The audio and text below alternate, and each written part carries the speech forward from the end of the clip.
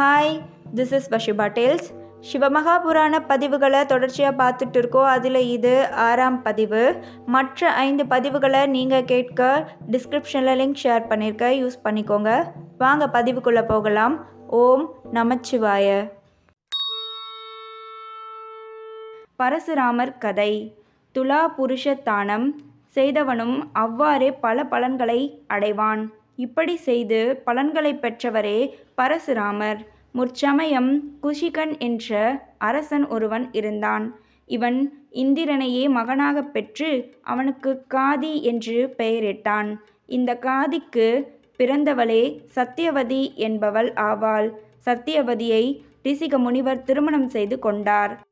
ரிஷிக முனிவர் ஆண் வாரிசு வேண்டி தம் மாமியாருக்கு ஒன்றும் தன் மனைவிக்கு ஒன்றும் என 2 கருக்களை தவம் செய்து பெற்றார். அவற்றை தம் மனைவியிடம் கொடுத்தார். சத்தியவதி, இந்த கருவை நீ சாப்பிடு. உனக்கு நல்ல பிராமண குணங்களுள்ள ஒரு பிள்ளை பிறப்பான். இதோ இன்னொரு கரு, இதனை உன் தாயாருக்கு கொடு. அவளுக்கு நல்ல சத்திரிய பிள்ளை பிறப்பான் என்று சொல்லிவிட்டு தவம் செய்ய காட்டுக்கு சென்று விட்டார். சத்தியவதி என்ன செய்தாள்? தன் தாயிடம் தன் கணவர் சொன்ன விஷயத்தை சொல்லி கருவை கொடுத்தாள். கருவை வாங்கி கொண்ட அவளது தாயின் புத்தி கோணலாக வேலை செய்ய ஆரம்பித்துவிட்டது. பொதுவாக உலகில் என்ன செய்வார்கள்? தம் மனைவிக்கு நல்ல பிள்ளை பிறக்கத்தானே எல்லா கணவர்களும் முயற்சி செய்வார்கள். எனவே நல்ல கருதான் நம் பெண்ணுக்கு கிடைத்திருக்கும். நமக்கு அவ்வளவு நல்ல பிள்ளை பிறக்க வாய்ப்புண்டா என்பது சந்தேகமே. சரி, நான் ஒரு யுக்தி செய்கிறேன் என்று சொல்லிக்கொண்டே தன் கருவை தன் மகளது கருவுடன் மாற்றிக்கொண்டு விட்டாள். தாயும் மகளும் கருக்களை உண்டார்கள். ரிஷிகர் தவம் முடித்துவிட்டு திரும்பி வந்தவர் திடுக்கிட்டு விட்டார். அடி பாவி, இப்படி செய்து விட்டாயே! சூரியனை எண்ணி நான் உன் தாயாருக்கு பெற்று கொடுத்த கருவை நீ உண்டு விட்டாயே! பிராமணர்களுக்கு எதிரியாக போகும் ஒரு பிள்ளை உனக்கு பிறக்கப் போகின்றது. ஐயையோ, என்ன இப்படி சொல்கிறீர்கள்? இதனை மாற்ற முடியாதா? அப்படியானால் ஒன்று செய்யுங்கள். நமக்கு பேரனாவது நல்லவனாக பிறக்க வழி செய்யுங்கள். அப்படியே என்றார் ரிஷிகர். அப்படியே சத்தியவதிக்கு பிறந்தவரே ஜமதகினி முனிவர் ஆவார். இவரது மகனே பரசுராமர். சத்தியவதியின் தம்பியாக பிறந்தவரே விசுவாமித்திரர் ஆவார். மகா தபஸ்வி ஆவார். பரசுராமர் வில்வித்தையில் சிறந்தவர் மட்டுமல்ல, சூரியனுக்கு நிகரான தேஜஸுடன் விளங்கினார். தவத்திலும் அவருக்கு இணை யாரும் இல்லை. சிவனை நோக்கி தவம் செய்து கொண்டிருந்தார் பரசுராமர். அதே காலகட்டத்தில் கைகேய வம்சத்தில் பிறந்த கிருதவிருத்யன் என்பவனுக்கு கார்த்திய விர்யாட்சுனன் என்ற மகன் இருந்தான். இவன் 1000 கைகளை பெற்றிருந்தான். அது மட்டுமல்ல, சூரியனிடம் அஸ்திரம் பெற்று அதன் மூலம் நாடு, நகரங்கள், ஆசிரமங்கள் இவற்றை கொளுத்தி கொண்டிருந்தான். இவன் ஒரு சமயம் ஆபஸ்தம்பிய முனிவரின் ஆசிரமத்தை கொளுத்தினான். கோபம் கொண்ட முனிவர், நீ பரசுராமரால் கொல்லப்படுவாய் என்று சாபம் கொடுத்தார். அதன்படி ஒரு நாள் கார்த்தவீர்யாட்சுனன் பரசுராமரின் தந்தை ஜமதக்கினி முனிவரின் ஆசிரமத்திற்கு வந்தவன் அவரிடமிருந்த தெய்வீக பசுவான காமதேனுவை கைப்பற்ற முயன்றான். ஜமதகனி காமதேனுவை கொடுக்க மறுத்துவிட்டார். கோபம் கொண்ட கார்த்தவீரியன் அவரை கொன்று காமதேனுவை இழுத்து கொண்டு போய்விட்டான்.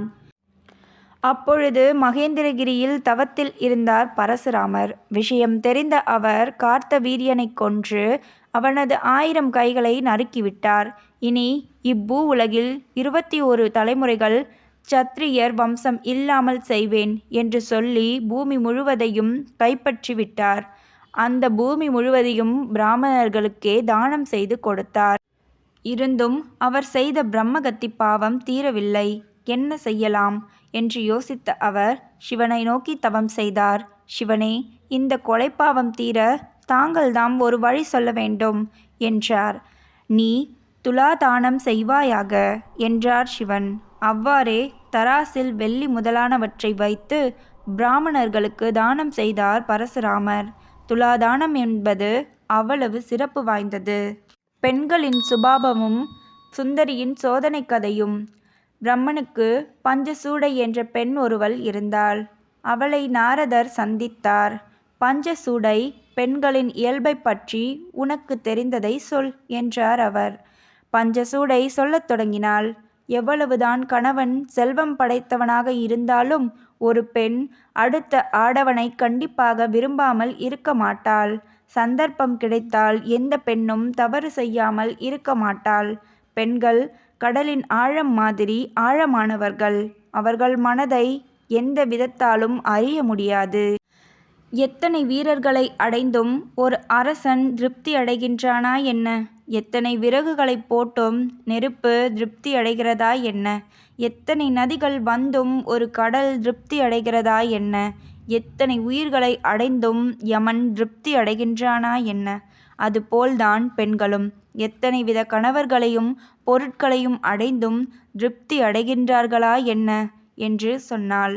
குருடன், எதிரி, பாதாளம், வடவாக்கினி, வாளின் முனை, விஷம், பாம்பு, பிரளயம் இவற்றின் கொடூரம் பெண்களின் கொடூரத்திற்கு முன் ஒன்றுமில்லை. ஐம்பூதங்களை படைக்கும் பொழுதே பிரம்மா பெண்களையும் படைத்து அவர்கள் மேல் பாவங்களை சுமத்திவிட்டான் என்றாள் அவள். இனி அஷ்டாவக்கிரர் கதையை பார்க்கலாம். அஷ்டாவக்ரர் வதான்ய முனிவர் என்பவரை கண்டு அவரது மகளான பிரபாவதியை மணக்க விரும்பினார். அதற்கு அவர், வடதிசை கன்னிகையை கொண்டு வந்து என் மகளை மணந்து கொள்ளும் என்றார். அதனை விளக்கமாக கூறுங்கள் என்று கேட்டார். இமயமலையை கடந்து குபேர மலையையும் கடந்தால் நிறைந்த ஒரு வனம் வரும். அங்கே அழகான ஒரு பெண் இருப்பாள். அவளை கண்டுவிட்டு வந்தால் உங்களுக்கு என் மகளை திருமணம் செய்து தருகிறேன். இது சத்தியம் என்றார் அவர். அஷ்டவாக்கிரர் உடனே கிளம்பி இமயமலையை கடந்தார். பாகுதா நதியில் நீராடினார். பிறகு கைலாயத்தை நோக்கி கிளம்பினார். போகின்ற வழியில் குபேர பட்டணமான அழகாபுரியை அடைந்தார். குபேரன் அவரை வரவேற்று முறைப்படி உபசரித்தான். அங்கிருந்து கிளம்பியவர் மனோரம்யமான வனத்தை அடைந்தார். அங்கே மாணிக்க கற்களால் கட்டப்பட்ட ஒரு வீட்டை கண்டார். அங்கே 8 பெண்கள் இருந்தார்கள். அதில் ஒருத்தி மட்டும் அஷ்டவக்கிரரை மிகவும் உபசரித்தாள். அவள் எப்படியாவது அவரை காமத்தில் ஈடுபட வைத்திட விரும்பினாள். ஆனால் அதற்கு அஷ்டாவக்கிரர் உடன்பட மறுத்துவிட்டார். பெண்ணே, வந்து உம்மை கலவியில் ஈடுபட செய்வது தவறல்ல. ஒரு பெண்ணின் ஆசையை, காமத்தை பூர்த்தி செய்ய வேண்டியது ஆண்களின் கடமை என்றாள். ஆனால் அதற்கு அஷ்டாவக்ரர், பெண்ணே, இது தவறு. பெண்கள் எப்பொழுதுமே சுதந்திரமாக இருக்க தகுதியற்றவர்கள். உன்னை நான் தீண்ட முடியாது. இது பொருந்தா காமம் என்று அஷ்டாவக்ரர் உறுதியாக மறுத்துவிட்டார். அவரது மன உறுதியை கண்டு மகிழ்ந்தாள் அப்பெண்.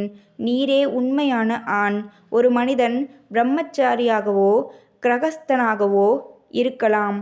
ஆனால் பொருந்தா காமம் அவனுக்கு என்றுமே துன்பத்தைத்தான் தரும் என்பதே உண்மை. நீர் விரும்பிய பெண்ணை மணந்து கொண்டு சுகமாக இரும் என்றாள் அவள். அஷ்டவக்கிரர் தாம் விரும்பிய பெண்ணை மணந்து கொண்டு இல்லறத்தை செழிக்கச் செய்தார். அருந்ததியின் சிறப்பு. வசிட்டரின் மனைவியே அருந்ததி. கற்பில் இவள் மிகச்சிறந்தவள். கற்புக்கரசிகளுக்குள் இவளும் ஒருவள். இந்த சமயத்தில் இந்திரன், சூரியன், அக்னி மூவரும் ஒன்று கூடி ஒரு யோசனை செய்தார்கள். இல்லறத்தார்கள் என்பவர்கள்தாம் நாம் இருக்க காரணம். அதிலும் பெண்கள் இல்லாவிட்டால் நாம் இருப்பது முடியாது. அவர்களிடம் எவ்வளவோ கெட்ட குணங்கள் இருந்தாலும் அவர்களிடம் நல்ல குணங்களும் இல்லாமல் இல்லை. பொறுமை, தயை, இரக்கம் இவற்றில் சிறந்த பெண்கள் எவ்வளவோ பேர் இல்லாமல் இல்லை.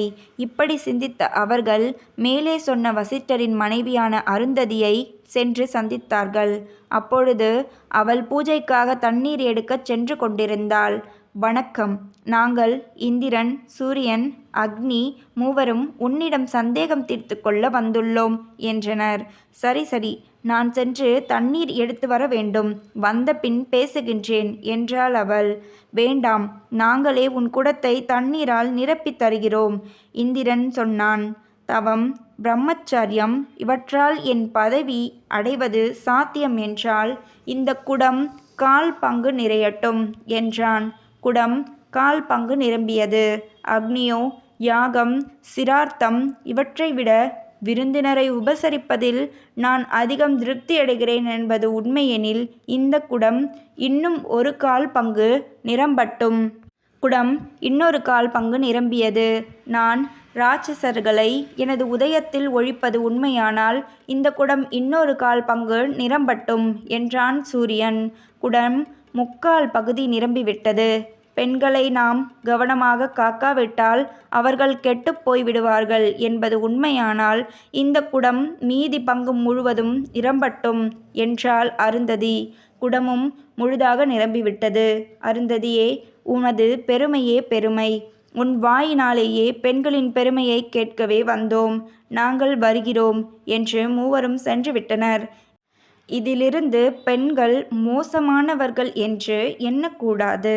பெண்கள் மோசமாக இருக்க ஆண்களும் சில சமயம் காரணமாக இருக்கிறார்கள். இனி திருமண காலத்தில் ஏன் அருந்ததியை பார்க்கிறோம் என்று பார்ப்போம். ஒரு சமயம் அக்னி தேவன் சப்த ரிஷிகளின் மனைவிகளை அனுபவிக்க எண்ணம் கொண்டான். எனவே அவனது மனைவி சுபாகா தேவி அவனது விருப்பத்தை நிறைவேற்ற எண்ணம் கொண்டாள். என்ன செய்யலாம் என்று யோசித்த அவள் ஒரு திட்டம் போட்டாள். தானே சப்த ரிஷிகளின் மனைவிகள் மாதிரி அவ்வப்பொழுது உருவம் எடுத்து அக்னியை மகிழ்விக்க ஆரம்பித்தாள்.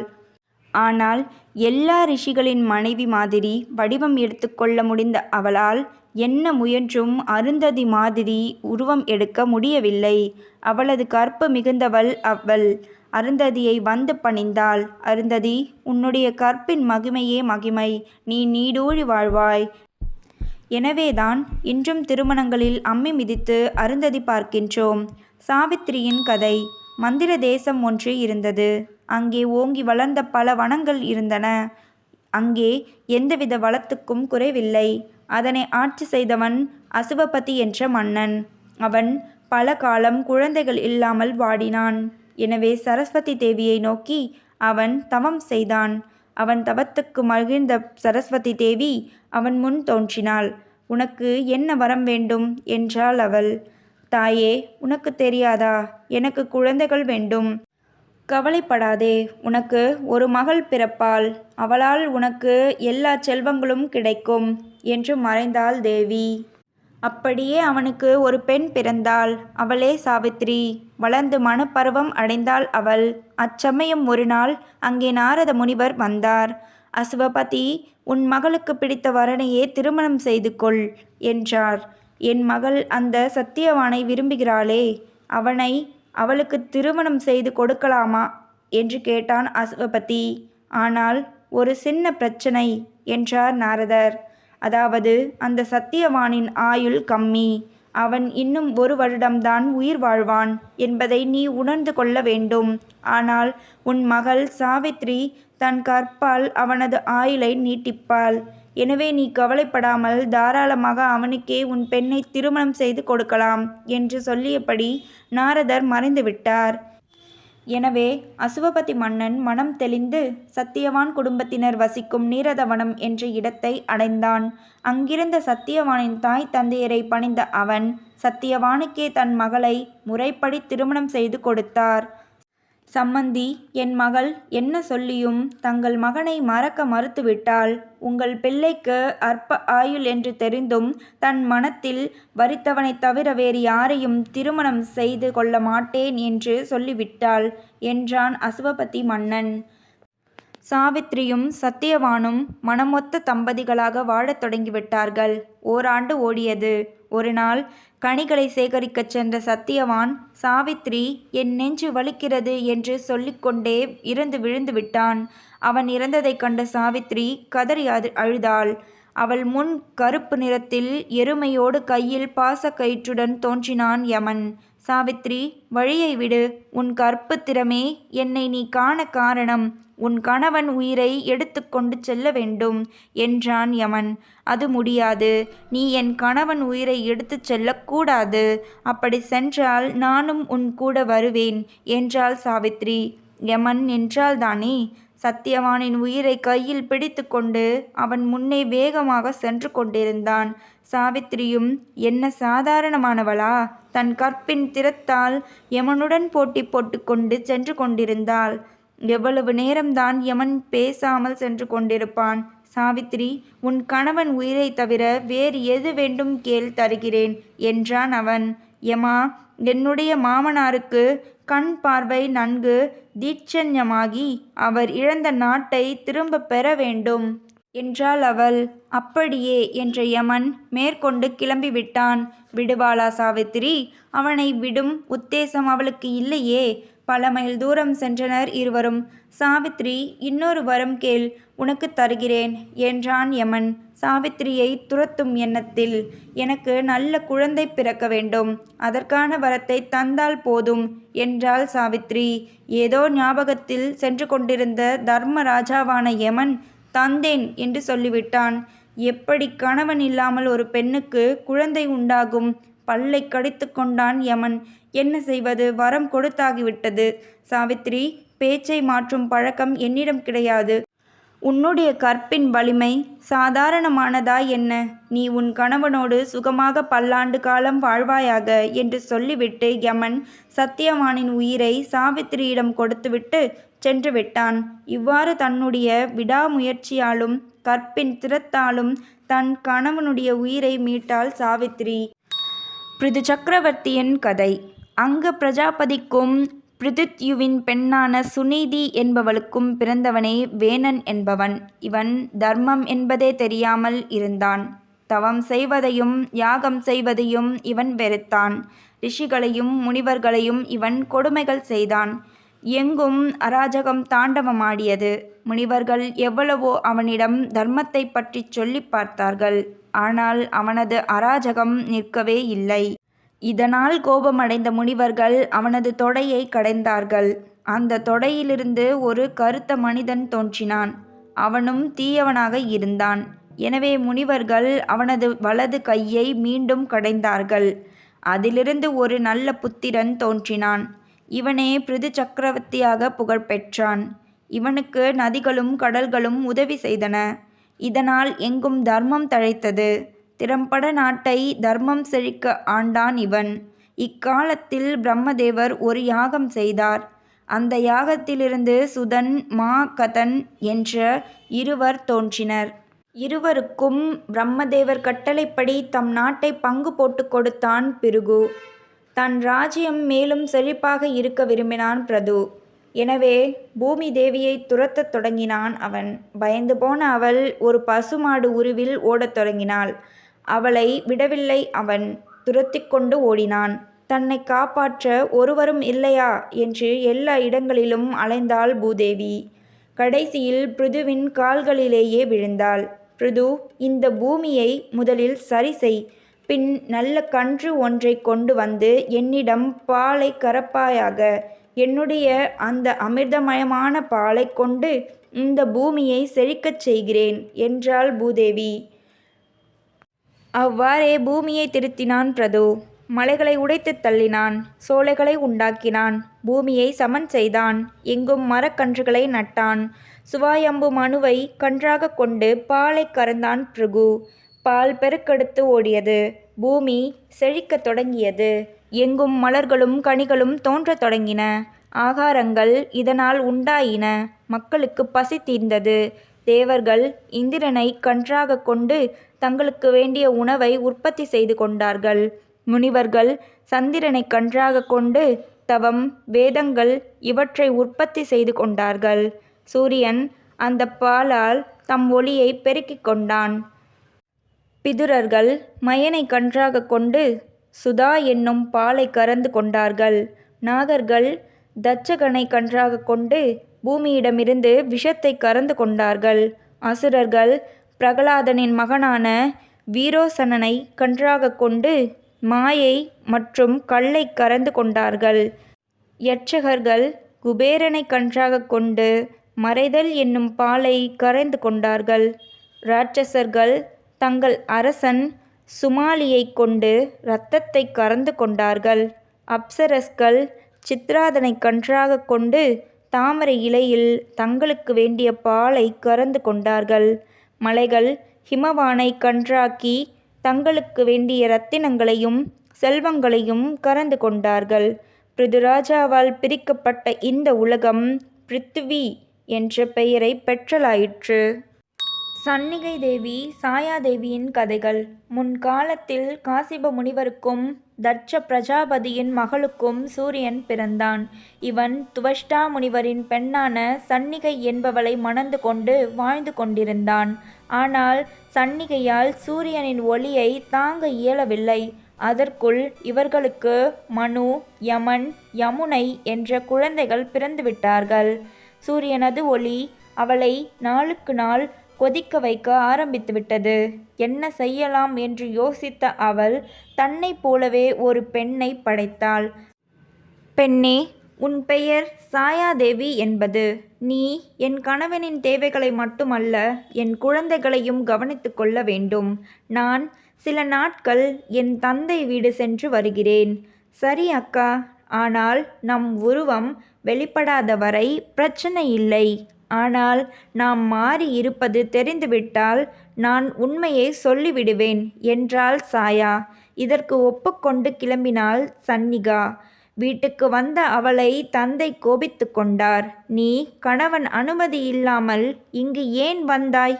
எனவே பெண் குதிரையாக மாறுமாறு உன்னை சபிக்கிறேன் என்றார்.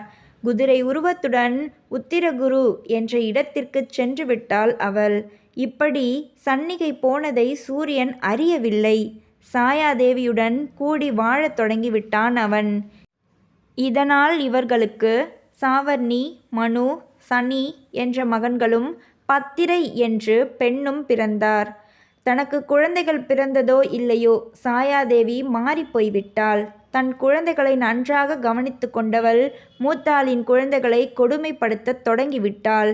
பொறுத்து பொறுத்து பார்த்த யமன் ஒரு நாள் கொடுமை தாங்காமல் தன் காலை தூக்கி சாயாதேவியை அடிக்கப் போய்விட்டான். கோபம் கொண்ட அவள், உன் கால் புழுத்து போகட்டும் என்று சபித்துவிட்டாள். நொந்து போனான் யமன். நேராக தந்தையான சூரியனிடம் சென்றாள். அப்பா, நான் காலை தூக்கியது தவறுதான். அதற்காக ஒரு தாய் தன் மகனை இப்படி சபிப்பாளா? யமா, என்ன இருந்தாலும் நீ செய்தது தவறுதான். சரி, நான் இதை பற்றி விசாரிக்கிறேன் என்ற சூரியன் நேராக சாயாவிடம் சென்றான். என்ன விஷயம்? நீ ஏன் யமனை சபித்தாய்? சூரியனே, நான் உண்மையை சொல்லிவிடுகிறேன். நான் உங்கள் மனைவி சன்னிகை அல்ல. அவளது மாயா தோற்றம். அவள் தன் தந்தை வீடு சென்று விட்டாள் என்று உண்மைகளை உடைத்து விட்டாள் அந்த பெண். கோபம் கொண்ட சூரியன் நேராக சன்னிகையின் தகப்பனார் துவஷ்டாவை காணச் சென்றான். சூரியனே, எல்லாம் உன் ஒளியால் வந்தது. சன்னிகா உன்னை எதிர்பார்த்து உத்தரகுரு என்ற இடத்தில் காத்து கொண்டிருக்கிறாள். நீ ஒன்று செய். உன் தேஜஸை நான் சாணை பிடித்து குறைத்து விடுகிறேன் என்றார். அவ்வாறே சாணை பிடிக்கப்பட்ட சூரியன் சன்னிகையை தேடி ஆண் குதிரை வடிவில் உத்தரகுருவுக்கு கிளம்பினான். அங்கே அவளை கண்டான் சூரியன். அவளை கண்டவுடன் அவனுக்கு காமம் மிகுந்தது. தன் விந்துவை அவளது பெண் உறுப்பில் விட முயன்றான். ஆனால் சன்னிகையோ தன் கணவனை புரிந்து கொள்ளாமல் யாரோ ஒருவன் தன்மேல் விந்தை விடுகிறான் என்று எண்ணி ஓட முயன்றாள். அந்த இந்திரியமானது சூரியனது மூக்கினுள்ளேயே விழுந்துவிட்டது. அப்படி உண்டானவர்கள்தான் அஸ்வினி தேவர்கள் என்ற தேவ வைத்தியர்கள். யமன் தென்திசை தலைவன் ஆகிவிட்டான். சனி தவம் செய்து நவகிரகங்களில் ஒருவன் ஆகிவிட்டான். யமுனை நதியாக மாறிவிட்டாள். சிவதர்மங்கள். சிரத்தையாலேயே சிவதர்மங்கள் செய்யப்பட வேண்டும். இவை பசு, பதி, யாகங்கள் இவற்றை கொடுக்கக்கூடியது. 6 அட்சரங்களை உடைய ஓம் நமச்சிவாய என்பதே அது. வியாதிக்கு மருந்து போல சம்சார வியாதிக்கு சிவம் நாமமே மருந்தாக உள்ளது. சிவன் இல்லாவிட்டால் உலகமே சூரியன் இல்லாத உலகம் போல் ஒளியிழந்துவிடும். ஓம் நமச்சிவாய என்ற மந்திரம் மூலமே நாம் அவரை அடையலாம். இந்த ஒரு மந்திரம் போதும், அது எல்லா துக்கங்களையும் அழித்துவிடும். இந்த மந்திரமே பாவத்தை நீக்கி மோட்சத்தை கொடுக்கும் ஒன்று. சந்தேகம் கொஞ்சம் கூட இல்லாமல் ஒருவன் இதனை ஓத வேண்டும். வேதங்களே இதில் அடக்கம் என்னும் பொழுது இதன் பெருமையை உணர முடியும். சிவனே மன்னனுக்கெல்லாம் மன்னன், அவனே ஜகத்குரு, அவனே எல்லா ஜீவராசிகளுக்கும் தலைவன். அவனது மந்திரமும் அவனும் ஒன்றே. இவனை எவராலும் அறிய இயலாது. இந்த மந்திரம்தான் நம் பாவங்களை அழிப்பது மட்டுமல்ல, முக்தியையும் கொடுக்க வல்லது. இந்த சிவலிங்க பூஜையை 3 வகையில் செய்யலாம். நித்தியம், நைமித்திகம், காமியம் என்பன அவைகள். பால், பஞ்சாமிர்தம், நெய், தேன் இவற்றால் சிவனை அபிஷேகம் செய்வது நன்று. காமதேனுவின் கோமியத்திலிருந்து வந்ததே வில்வம் முதலியன ஆகும். பாலிலிருந்தே தயிர், நெய் முதலியன உண்டாகின்றன. இப்படி அபிஷேகம் செய்து தீபங்கள் காட்டினால் போதும், சிவன் அருள் புரிய வருவார். சிவனுக்கு பூஜை செய்ய மலர்கள் கொடுத்தால் இக பர வாழ்வில் கஷ்டங்கள் நீங்கி மக்கள் சுகமடைவார்கள். அந்த லிங்க அர்ச்சனையை பார்த்து கொண்டிருப்பவனும் சிவலோகத்தை அடைவான். மனதால் சிவனை ஸ்மரணை செய்பவனும் சிவலோகத்தை அடைவான் என்பது உறுதி. சிவலிங்க பூஜையின் பயன். லிங்கத்தை பூஜை செய்தவனும் அபிஷேகம் செய்தவனும் பெரும் பயன் யாது?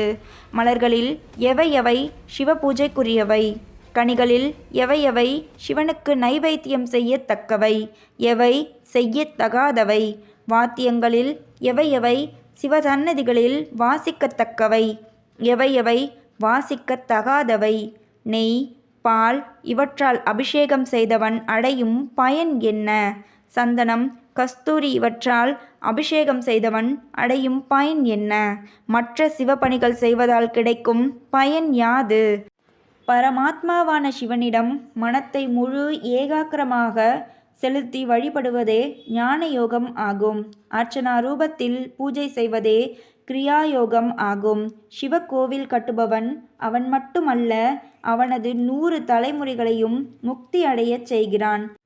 சிவன் கோவிலில் லிங்கம் பிரதிஷ்டை செய்தவன் சகல செல்வங்களையும் அடைவான். கருங்கற்களால் சிவாலயம் அமைத்தவன் அந்த கல்லின் ஆயுள் வரை சொர்க்கத்தில் இருப்பான். அது மட்டுமல்ல, தன்னுடைய 27 தலைமுறைகளையும் அவன் முக்தி பெறச் செய்வான். பிரம்மா யமனை உண்டாக்கி தண்டம் முதலிய ஆயுதங்களை அவனுக்கு கொடுத்துவிட்டு சொன்னான், யமா, நீ சிவாலயம் செல்பவர்களையும் சிவாலயம் கட்டுவிப்பவர்களையும் சிவநாமம் சொல்பவர்களையும் நெருங்கக்கூடாது. அவர்கள் சிவகணங்களுக்கு ஒப்பானவர்கள். எல்லா பாவங்களுக்கும் விமோச்சனம் பிரதோஷ பூஜையில் உள்ளது. சிவலிங்கத்திற்கு பால் அபிஷேகம் செய்பவன் பாலும் தயிரும் பெருக்கெடுத்தோடும் நதி வழி சென்று சிவயோகத்தை அடைவான். தயிராலும் பாலினாலும் அபிஷேகம் செய்தவன் அடையும் பலனை கீழ்கண்ட கதை விளக்குகின்றது. ஒரு காலத்தில் பூஷணன் என்பவனும் அவன் மனைவி சுமதி என்பவளும் சொர்க்கலோகத்தில் மகிழ்ச்சியாக விளையாடி கொண்டிருந்தார்கள். அவர்களை கண்ட கௌதமி என்பவள், சுமதி, நீயும் உன் கணவரும் இப்படி மன மகிழ்ச்சியுடன் இருக்க காரணம் என்ன? தேவர்களை விட மகிழ்ச்சியாக நீங்கள் எப்படி இருக்கிறீர்கள்? அவர்களை விட ஆடை அணிகலன்கள் உங்களுக்கு எப்படி அமைந்துள்ளன? இதற்கு என்ன காரணம் என்று கேட்டாள். அதற்கு சுமதி சொன்னாள், எல்லாம் என் கணவரும் அவரது மூதாதையரும் செய்த யாக பலன்களே. அவர்கள் விடாமல் சிவ பூஜை செய்தவர்கள். அந்த பயன்களே இன்று எங்களது சொர்க்க வாழ்விற்கு காரணம். யாகம் செய்யும் பொழுது அதில் அநேக விதமான ரத்தினங்களையும் புடவைகளையும் நாங்கள் அதில் இட்டோம். சிவனுக்கு பிரியமான பால், பழம், தயிர், நெய் அபிஷேகம் செய்தோம். அருமையான உணவுகளையும் பிரசாதமாக சிவனுக்கு படைப்போம். மனம், வாக்கு, காயங்களால் நாங்கள் சிவனை வணங்கி இந்த பெற்றை பெற்றோம் என்றாள் அவள். சிவனுக்கு எந்த மலர்களை சாற்ற வேண்டும்? மனதிற்கு பிடிக்காத மலர்களை என்றும் சிவனுக்கு சாத்தக்கூடாது. மனோகரமான மலர்களால் தொடுக்கப்பட்ட மாலைகளையே சிவனுக்கு சாற்ற வேண்டும்.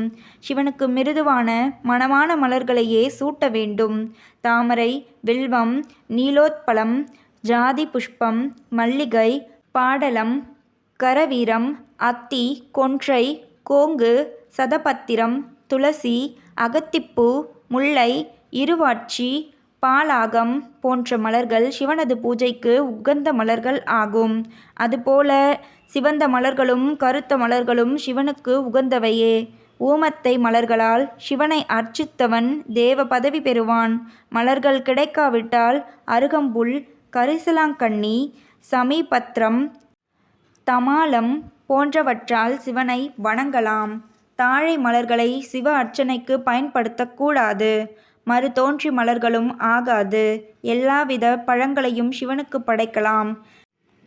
சங்கராந்தி, தட்சிணாயன, உத்தராயண காலங்கள், கிரகணங்கள், அமாவாசை, சதுர்த்தசி, அஷ்டமி போன்ற காலங்களில் செய்யும் சிவபூஜை மிக விசேஷமான ஒன்று.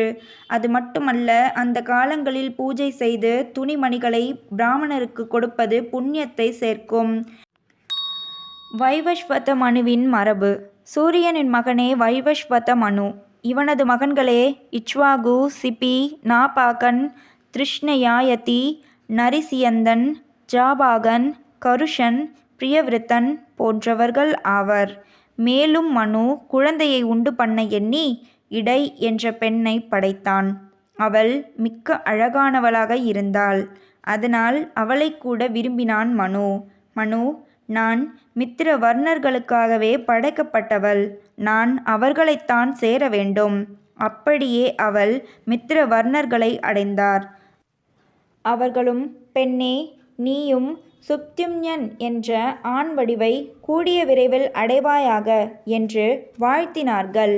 இப்படி அவர்கள் வாழ்த்தை பெற்றுக்கொண்டு இடையானவள் வானத்தின் கண் சென்று கொண்டிருந்தாள். அவளை சந்திரனின் புதல்வன் பார்த்து கூடினான். இதனால் புரூரவ சக்கரவர்த்தி பிறந்தான்.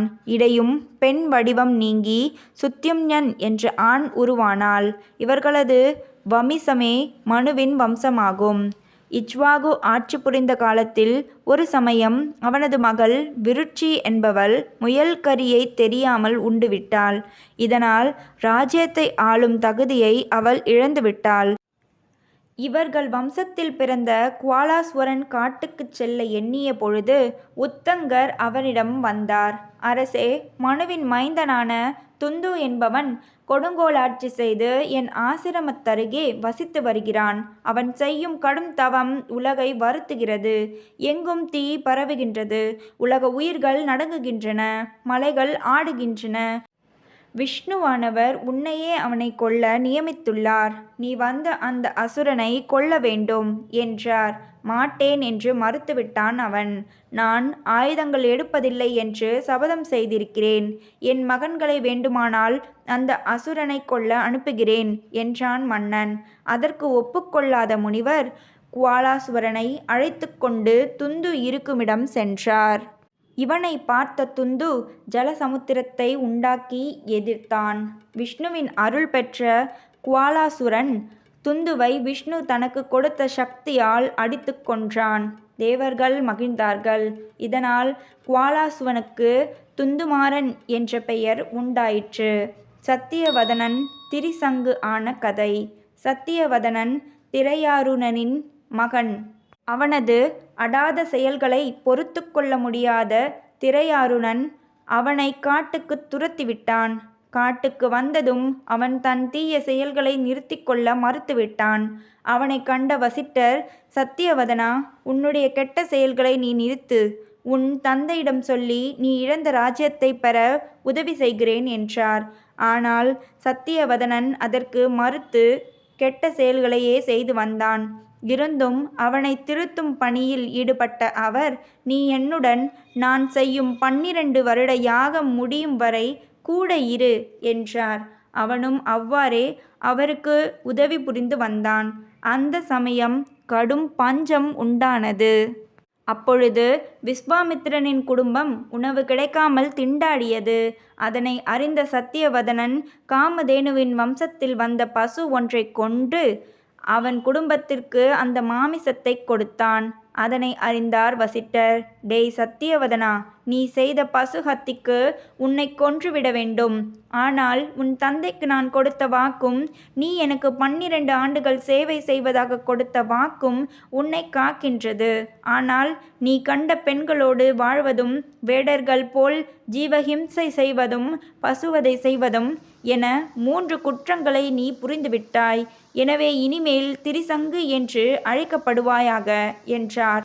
விஸ்வாமித்திரர் தவம் முடித்து வந்து திரிசங்கு தன் குடும்பத்திற்கு செய்த உதவியை அறிந்தார். அவனை அந்த நாட்டுக்கே அரசனாக்கினார். இவனுக்கு பிறந்தவனே உண்மையை காத்த அரிச்சந்திரன். இந்த திரிசங்கு ஒரு சமயம் தன் உடலுடனே சொர்க்கம் புக எண்ணினான். ஆனால் அவனது குரு வசிஷ்டர் அதனை ஏற்க மறுத்து அவனை சண்டாளனாக போய்விடும்படி சபித்துவிட்டார். பின் விஸ்வாமித்திரர் தம் தவ பலத்தால் திரிசங்கு சொர்க்கம் என்ற ஒன்றையே நிர்மாணித்தார். இவர்கள் வம்சத்தில் வந்தவனே சகரன் என்பவன்.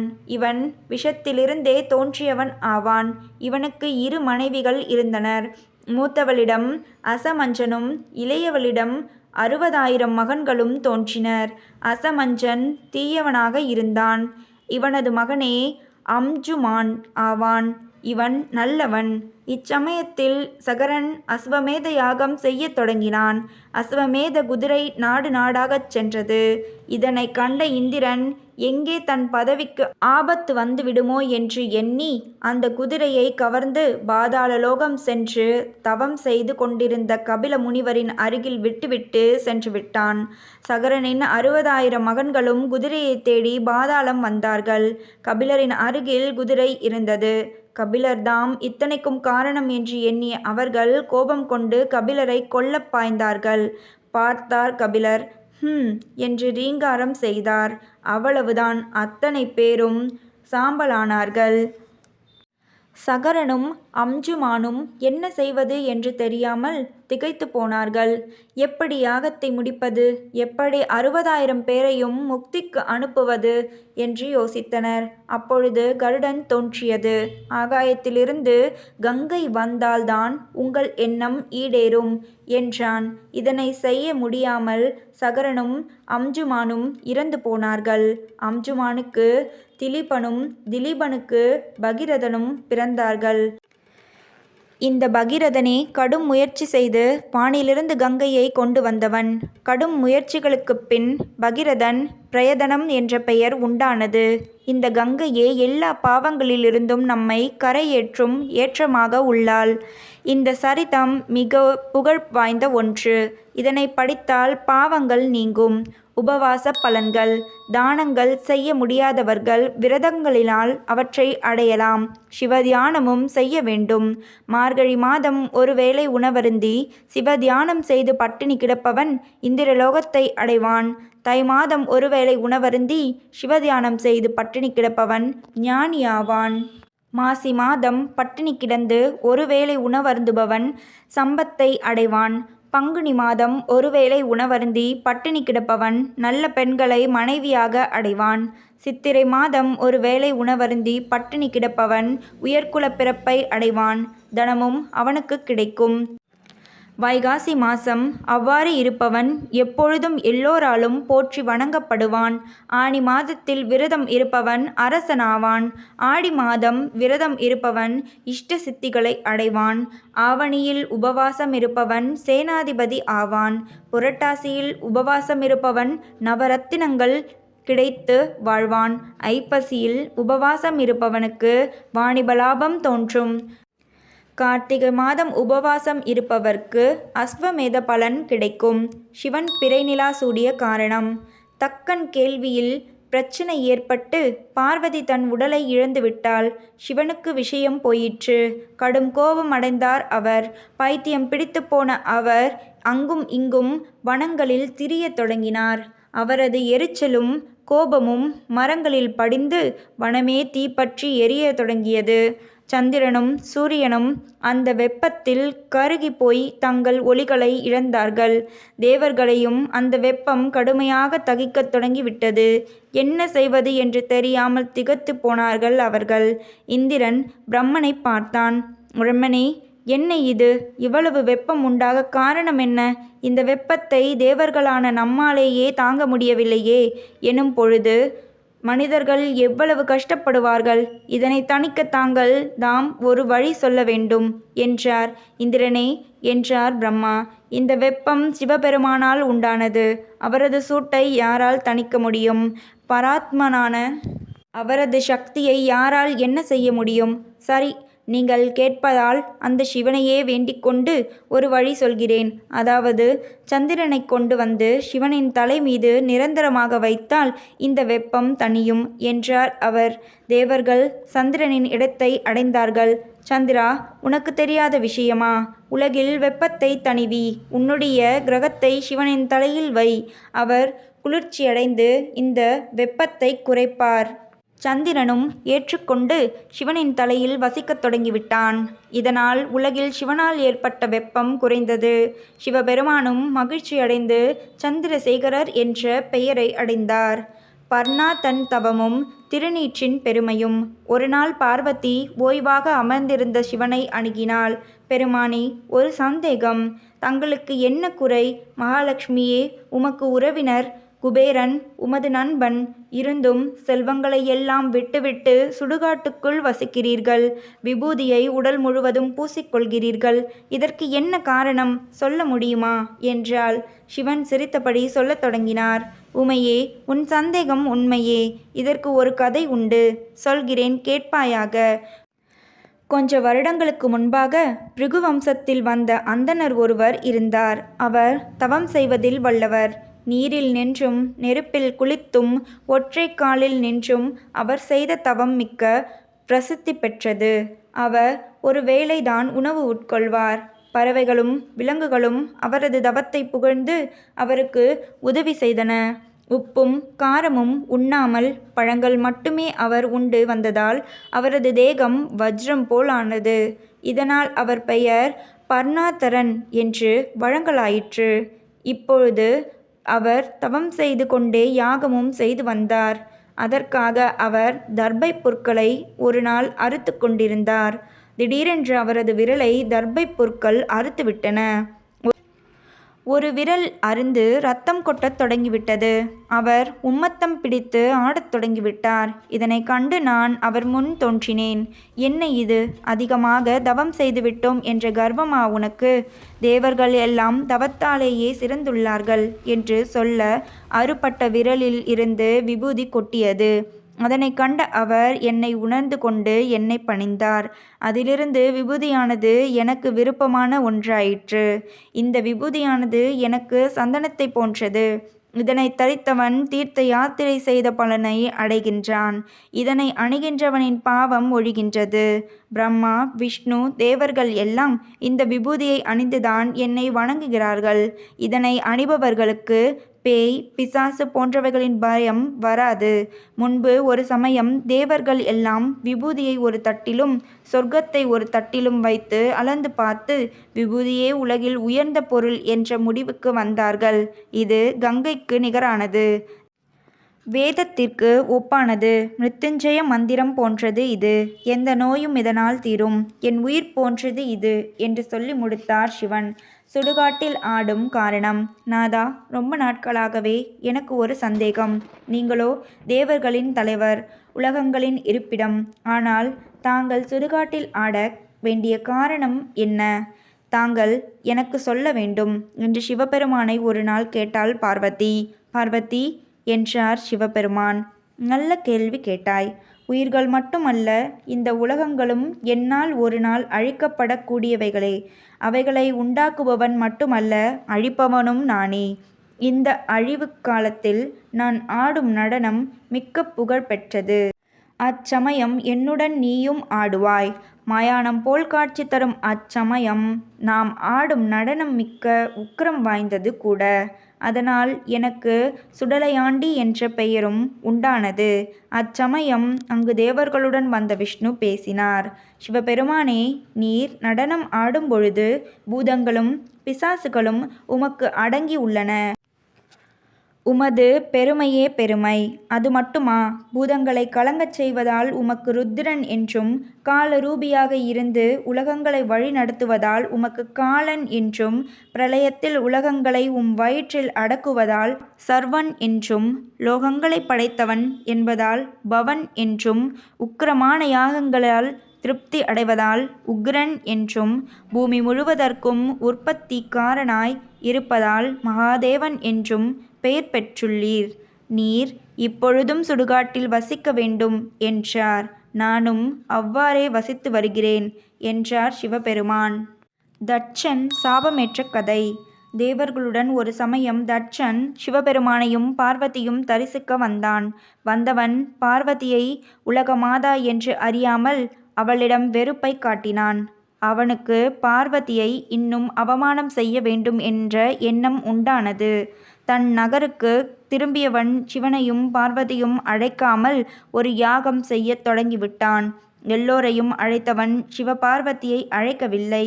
நாரதர் வந்து சிவபார்வதியிடம், லோக ரட்சகர்களே, உங்களை அழைக்காமல் தட்சன் யாகத்தை தொடங்கிவிட்டான் என்று பற்ற வைத்துவிட்டார். பார்வதி சிவனிடம், நாதா, நான் அந்த யாகத்திற்கு செல்லட்டுமா என்று கேட்டாள். சிவபெருமான், பார்வதி, வேண்டாம். தட்சன் உன் தந்தைதான், இல்லையென்று நான் சொல்லவில்லை. ஆனால் அவன் உன்னை மன்னிக்க மாட்டான். அவன் மிக்க கர்வம் பிடித்தவன், பிடிவாதக்காரன். நீ போக வேண்டாம், அது உனக்கு வீணான பிரச்சனைகளை உண்டாக்கும் என்றார். ஆனால் பாசத்தால் கட்டுண்ட பார்வதி பாவம் தன் தந்தையின் யாகத்திற்கு கிளம்பிச் சென்றாள். அழைக்காதவர்கள் வீட்டுக்குச் சென்றால் என்ன நடக்கும்? மாணிக்க கற்கள் மின்ன, ரத்தினங்கள் ஒளிவீச, ஆடை ஆபரணங்களை அணிந்த பார்வதி தட்சனின் யாகத்திற்கு கிளம்பினாள். தட்சனின் யாகத்தை அடைந்தார். அங்கு சிவன் சொன்னது போல் தட்சன் பார்வதியை மதிக்காமல் எங்கோ போய்க் கொண்டிருந்தான். பார்வதியும் என்னென்னவோ செய்து பார்த்தாள். ஆனால் தன் அழிவு காலம் நெருங்கிவிட்ட தட்சன் அவளை மதிக்கவே இல்லை, லட்சியம் செய்யவில்லை. பாவம் பார்வதி, எவ்வளவுதான் பொறுப்பாள்? அப்பா, இறைந்தாள் பார்வதி. நானும் என் கணவர் சிவனும் என்ன பாவம் செய்தோம்? எங்களை நீங்கள் ஏன் அவமானம் செய்கிறீர்கள்? இது உங்களுக்கு நல்லதாக படுகிறதா? உலகநாயகன் என் கணவர், உலகநாயகி நான். உங்களுக்கு ஏன் இந்த புத்தி? ஹ ஹ ஹ என்று இடிபோல் சிரித்தான் தட்சன். உனக்கும் உன் கணவன் சிவனுக்கும் மரியாதை கொடுக்க வேண்டுமா? நல்ல கூத்து! என்ன தகுதி உள்ளது உங்களுக்கு? உன் கணவன் என்ன பெரிய ஆடம்பரமாகவா உள்ளான்? பிச்சைக்காரன், சுடுகாட்டில் நடனமாடுகின்றவன், எலும்பு மாலைகளை அணிந்தவன், பூதங்களின் நண்பன். அவன் எனக்கு பகைவன் ஆவான். அவன் மனைவியாகிய நீயும் என்ன யோகியமா? போ போ என்றான். கடும் அவமானம் அடைந்தாள் பார்வதி. ஆத்திரம் கண்களை மறைக்க தன் உடலை, தட்சன் தந்த உடலை நீக்கிவிட்டு ஹிமவானின் மகளாக பிறந்து விட்டாள். விஷயத்தை அறிந்தார் சிவபெருமான். கோபம் அடைந்த அவர், தட்சா, நல்ல புத்திமதிகள் சொன்ன என் மனைவி பார்வதி மறைய காரணமானாய். உன் யாகம் நிறைவு அடையாது. வேத மந்திரங்கள் உனக்கு உதவாது. எப்பொழுது நீ யாகம் செய்தாலும் அது தோல்வியிலேயே முடியும். உன்னால் யாகத்தில் கௌரவிக்கப்பட்ட தேவர்கள் மனிதர்களாக பிறந்து தவிப்பார்கள் என்ற சாபம் கொடுத்துவிட்டார். உபமன்யு முனிவர் பெற்ற பேறு. வியாக்கிரபாதருடைய மகனே உபமன்யு முனிவர் ஆவார். அவர் சிறு வயதாக இருந்தாலும் ஞானத்தில் வயது முதிர்ந்தவர் ஆவார். உபமன்யு சிறு வயதில் தன் மாமாவான வசிட்டரின் ஆசிரமத்தில் படித்தார். அப்படி படித்த பொழுது அங்கிருந்த காமதேனு பசுவின் பாலை விரும்பி குடித்தார். படிப்பு முடிந்தும் வீட்டுக்கு வந்தவருக்கு அந்த காமதேனு பசுவின் பால் ருசியை மறக்க இயலவில்லை. தம் தாயிடம் அவர், அம்மா, எனக்கு காமதேனு பசுவின் ருசியான பால் வேண்டும், தா என்று கேட்டார். அவர் தாயும் கோதுமை மாவை கரைத்து பால் என்று சொல்லி கொடுத்தாள். ஆனால் உபமன்யு முனிவர் அது காமதேனுவின் பால் அல்ல என்று கண்டுபிடித்துவிட்டார். அவருக்கு கோபம் உண்டானது. தன் தாயை முறைத்து பார்த்தார். அவரது தாயும், உபமன்யு, கோபம் வேண்டாம். சிவன் அருள் இல்லாமல் நமக்கு காமதேனுவின் பால் கிடைக்குமா என்றாள். அப்படியா என்று கேட்டார் உபமன்யு. அப்படி சிவன் என்று ஒருவர் உள்ளாரா? எனக்கு தெரியாதே. அப்படி ஒருவர் இருந்தால் அவரது அருளை பெற்று அந்த காமதேனுவின் பால் என்ன அந்த பார்க்கடலையே பெற்று வருகிறேன். உண்மைதான் உபமன்யு. அந்த சிவபெருமானே உலகங்களுக்கெல்லாம் தலைவர். அவர் இல்லாமல் உலகம் இல்லை, உயிர்கள் இல்லை, பிரம்மா இல்லை, விஷ்ணு இல்லை, யாருமே இல்லை. அப்படிப்பட்ட உலக சக்தி அவர். அவரை நோக்கி தவம் செய். உனக்கு காமதேனுவின் பால் மட்டுமா கிடைக்கும்? இல்லை, எல்லா இக பர சுகங்களும் கிடைக்கும் என்றாள். உபமன்யு முனிவர் உடனே ஒரு சிவலிங்கத்தை நோக்கி அதற்கு பூஜை செய்து கொண்டே தமது தவத்தை தொடங்கினார். பஞ்சாட்சரத்தை ஜபிக்கத் தொடங்கினார். உபமன்யுவின் தவம் பலிக்கும் காலம் வந்தது. சிவன் இந்திரனின் உருப்பெற்று உபமன்யு முனிவர் தவம் செய்து கொண்டிருந்த இடத்திற்கு வந்து சிவனையே திட்டத் தொடங்கிவிட்டார். என்ன பெரிய சிவன், அவனென்ன அவ்வளவு சக்தி வாய்ந்தவனா? சுடுகாட்டில் ஆடுபவன் அவன். என்ன தெரியும் அவனுக்கு?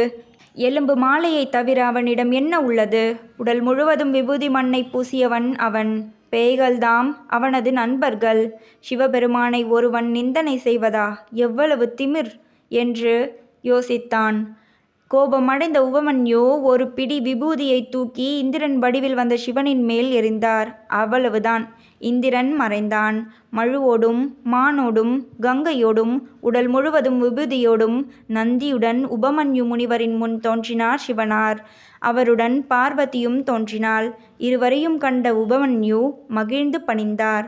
பார்வதி, இதோ உன் மகன் உபமன்யு, இவனுக்கு அருள் செய் என்றார். அப்படியே என்ற பார்வதி, உபமன்யு, நீ இனிமேல் என் மகன், என் அருகே வா, உன்னை தழுவிக்கொள்ள விரும்புகிறேன் என்றபடி உபமன்யு முனிவரை அணைத்து கொண்டாள். உபமன்யு அழைத்தார் சிவன்.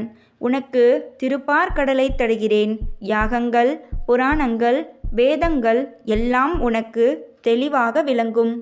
வரத்தை தருகிறேன்.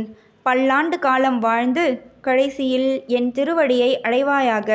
சிவபெருமான் மறைந்தார். உபமன்யு முனிவர் சிவனது அருளை எண்ணி வியந்தார். பஞ்சாட்சர மந்திரத்திற்கு உள்ள சக்தி அது. கிருஷ்ணர் சிவதீட்சை பெற்றது.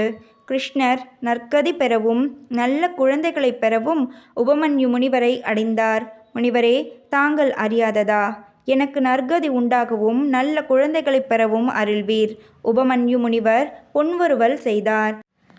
கிருஷ்ணா, உன் எண்ணத்தை புரிந்து கொண்டேன். உனக்கு சிவதீட்சை செய்து வைக்கிறேன்.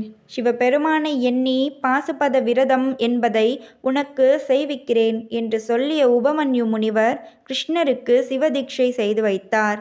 கண்ணனும் குளித்து சுத்தமாக அந்த சிவாட்சர மந்திரத்தை ஜபித்து கொண்டிருந்தான். கண்ணனது தவத்திற்கு மகிழ்ந்த சிவபெருமான் அவன் முன் உமாதேவியுடன் தோன்றினார். கண்ணா, உன் தவம் என்னை மகிழ்வித்தது. உனக்கு என்ன வரம் வேண்டும்? தயங்காமல் கேள், தருகிறேன் என்றார் சிவன். கண்ணன் சிவனது பாதங்களை பணிந்தார். சிவனே, பரம்பொருளே, நமஸ்காரம். எனக்கு வேறு என்ன வேண்டும்? தாங்கள் அறியாத விஷயம் உண்டா? எனக்கு தங்கள் அருளால் பலம் மிக்க ஒரு மகன் வேண்டும். அருள் செய்வீர் என்றான் கண்ணன். அப்படியே என்றபடி சிவபெருமான் மறைந்து போனார். காலங்கள் ஓடியது. சிவன் அருளியபடி கிருஷ்ணரின் மனைவி சாம்பவதிக்கு சாம்பன் பிறந்தான். சிவபெருமான் அருளால் பிறந்த அவன் மிக்க வலிமை பெற்றிருந்தான். கிருஷ்ணர் மகிழ்ந்தார். கிருஷ்ணருக்கு அருள் செய்த சிவபெருமான் யாருக்குத்தான் அருள் செய்ய மாட்டார்?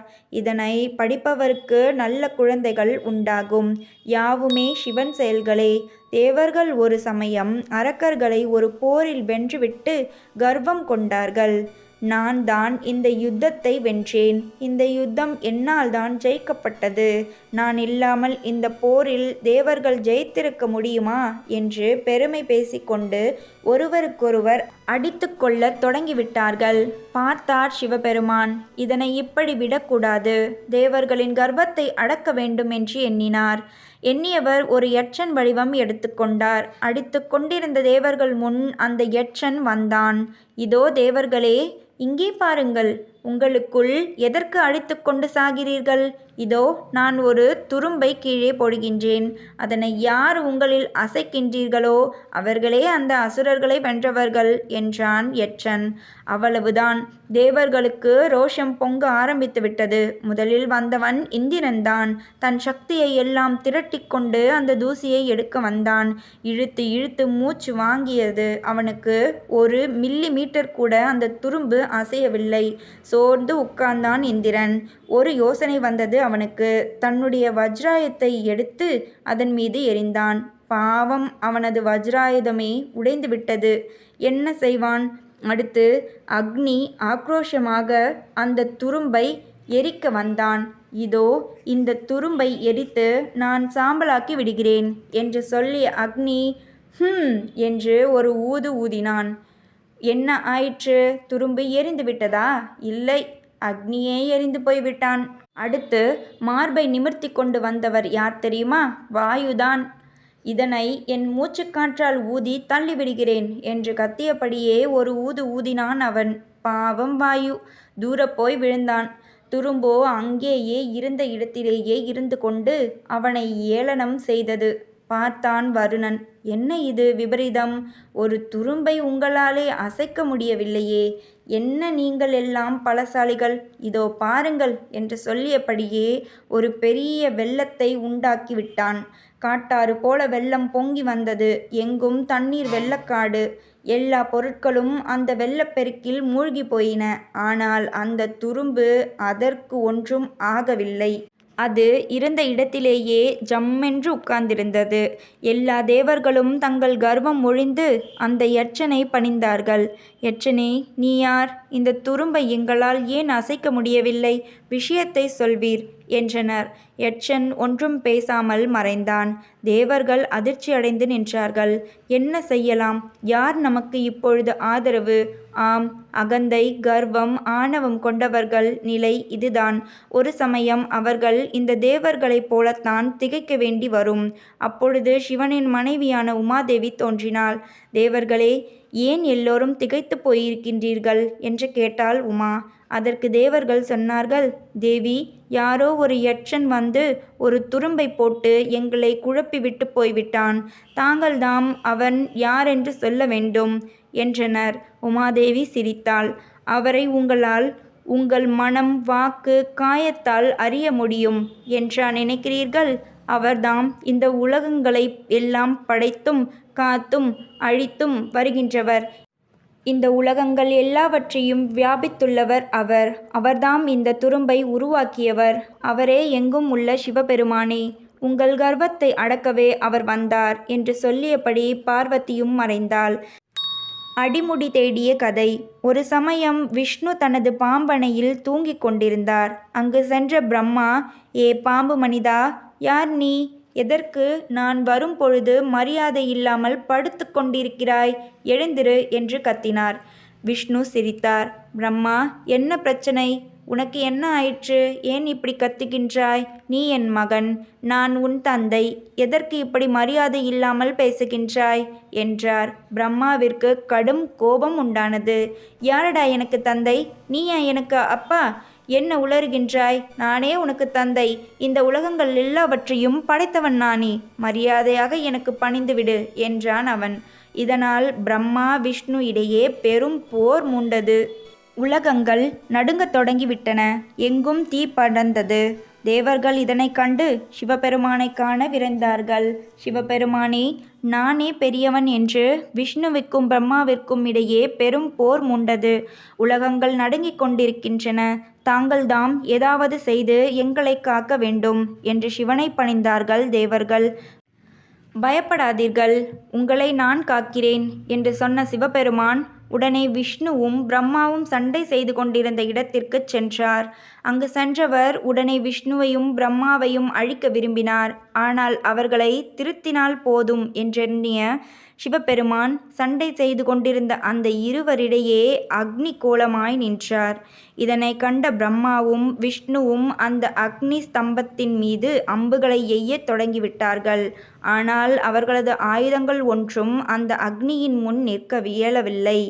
தேவர்கள் இதனை கண்டு மகிழ்ச்சி கொண்டார்கள். ஆனால் பிரம்மாவும் விஷ்ணுவும் தங்கள் சண்டையை நிறுத்திவிட்டு யோசனை செய்ய ஆரம்பித்து விட்டார்கள்.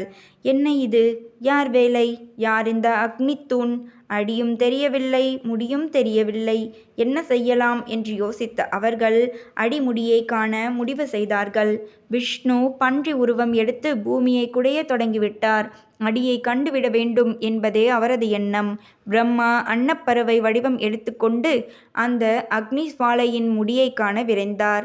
இருவரும் பல ஆயிரம் ஆண்டுகள் தேடியும் அந்த ஜோதியின் அடிமுடியை காண இயலவில்லை. விஷ்ணு சோர்ந்து போய் திரும்பிவிட்டார். அவரால் அடியை காண இயலவில்லை. ஆனால் பிரம்மாவோ மேலே மேலே என்று விடாமல் பறந்து கொண்டே இருந்தார்.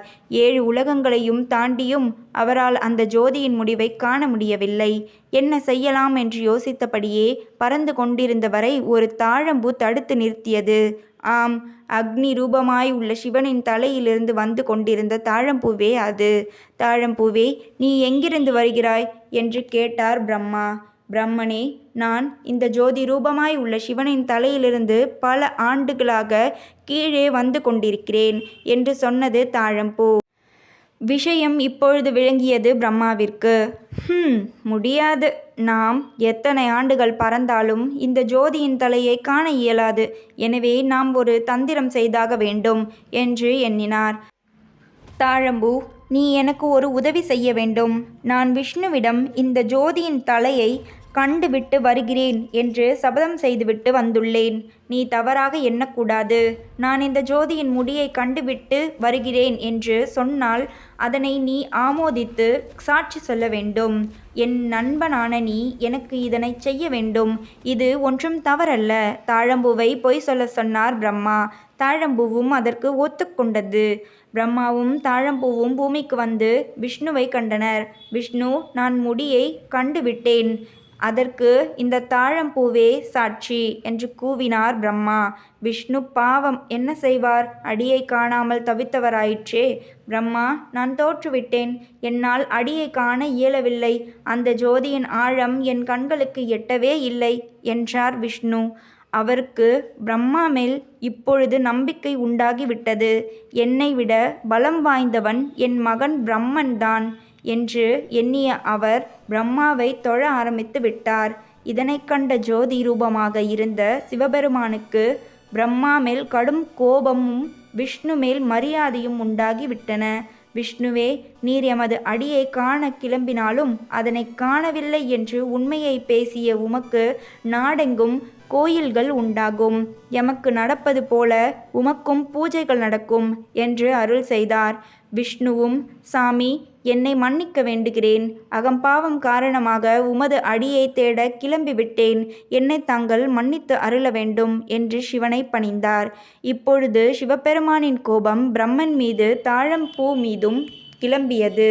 பிரம்மா, என் முடியை கண்டதாக பொய் சொன்னாய் அல்லவா? உனக்கு ஆதரவு தர தாழம்பூ வேறு உங்களை என்று அவர்கள் இருவரையும் கொல்லப் பாய்ந்தார். சுவாமி என்று அவர் கைகளை பிடித்து கொண்டார் விஷ்ணு. அவர்கள் தெரியாமல் ஏதோ செய்துவிட்டார்கள். பிரம்மா எனது மகன். அவனையும் தாழம்பூவையும் தாங்கள் மன்னிக்க வேண்டும் என்றார். ஆனால் சிவபெருமானது கோபம் தணியவில்லை. தம் இரு புருவங்களுக்கு இடையே பைரவரை தோன்றச் செய்தார். பைரவர் சிவனை பணிந்து நின்றார். சுவாமி, நான் என்ன செய்ய வேண்டும்? உத்தரவிடுவீர் என்றார் பைரவர். பைரவா, என்னுடைய முடியை கண்டதாக பொய் சொன்ன இந்த பிரம்மாவின் தலைகளை அறுத்து எறி என்று உத்தரவிட்டார் சிவன். அவ்வளவுதான். கோபம் கொண்ட பைரவர் பாய்ந்து சென்று பிரம்மனின் 5வது தலையை கொய்து எறிந்தார். மற்ற தலைகளையும் வெட்டத் தொடங்கினார். அவ்வளவுதான். இரத்தம் கொட்ட துடித்து கொண்டிருந்த பிரம்மா சிவனின் கால்களில் விழுந்தார். ஈசனே, என்னை மன்னிக்க வேண்டும். தெரியாமல் உங்கள் முடியை கண்டதாக பொய் சொல்லிவிட்டேன். இனிமேல் இது மாதிரி செய்ய மாட்டேன். நீர் தந்த தலைகளே நீரே அறுக்க வேண்டாம் என்றார். கருணை கொண்ட சிவன் பைரவரை மறையச் செய்தார். பிரம்மா, நீ செய்த தவறு சாதாரணமானது அல்ல. உனக்கு இந்த தண்டனை போதாது. நீ செய்த குற்றத்திற்கு பூமியில் உனக்கு கோவில்களோ பூஜைகளோ உற்சவங்களோ இல்லாமல் போகட்டும் என்றார். பாவம் பிரம்மன் பொய் சொன்ன குற்றத்திற்காக உலகில் தனக்கு இருந்த புகழை இழந்தார். இதனால்தான் யாராக இருந்தாலும் சத்தியமேவ ஜெயதே என்றார்கள். அடுத்து சிவனது கோபம் தாழம்பூ மேல் திரும்பியது. ஏ தாழம்பூவே, பொய் சாட்சியா சொல்கிறாய்? உனக்கு இனி என்னிடத்தில் இடம் கிடையாது. என் பூஜையில் உன்னை இனிமேல் உபயோகம் செய்ய மாட்டார்கள். என் முன் நிற்காதே, ஓடிவிடு என்றார். பிரம்மாவும் தாழம்பூவும் சிவனது கால்களில் அழுது கொண்டே விழுந்தார்கள். சுவாமி, கருணை கடலே, தெரியாமல் பொய் சொன்ன எங்களுக்கு இவ்வளவு பெரிய தண்டனையா? நாங்கள் இனி உய்வது எவ்வாறு? அருள் கடலான சிவனது கோபம் தணிந்தது. கவலை கொள்ளாதீர்கள். பிரம்மா எப்பொழுதும் போல் கல்விக்கு நீயே அதிபதியாய் இரு. தாழம்பூவே, உன்னை என் பக்தர்கள் அணிந்து கொள்வார்கள் என்றார் சிவனார். சிவபுராண பதிவுகளை தொடர்ச்சியாக கேட்க இணைந்திருங்கள். இது வஷிபா டேல்ஸ். நான் உங்கள் வஷிபா. பாய்.